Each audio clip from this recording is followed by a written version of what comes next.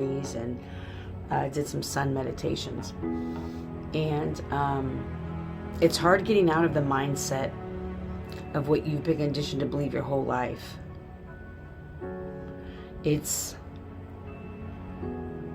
part of me uses my energy fighting the thoughts of, when people tell you that you should be living your life a certain way, and that it's not really understood.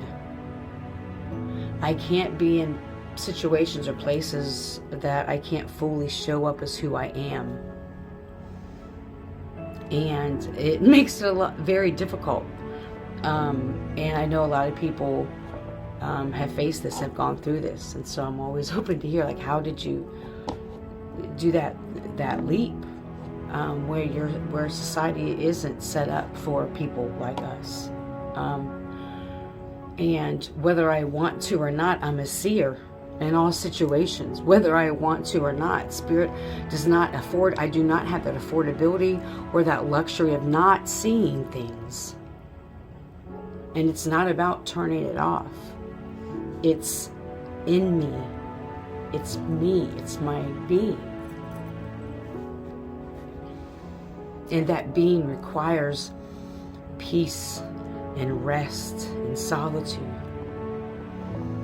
And it makes sense why there was always survival of the fittest, and from one crisis or traumatic event or healing from one thing to another, because that kept me busy, that kept me in that mindset of chaos and destruction. And not always that it's hell and damnation. I'm just saying, you know what I'm saying? Just those cycles. And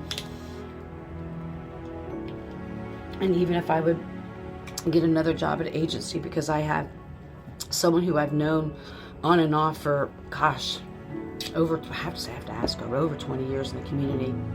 And she kindly reached out to me here locally and shared some opportunities and shared some resources with me, which I am grateful to. And I noticed for me it was a challenge, to allow myself to open up, because I have learned that it's not always good to share really the space you're coming from, because people can weaponize that against you, unfortunately. And even though I didn't feel that with this woman, she's always been very kind to me. And so we talked about her spiritual journey, where she's at and where I'm at. And we had a good conversation, and it led to some possible opening, or, some outlets for some other areas of my life. And so we'll kind of see where that goes. And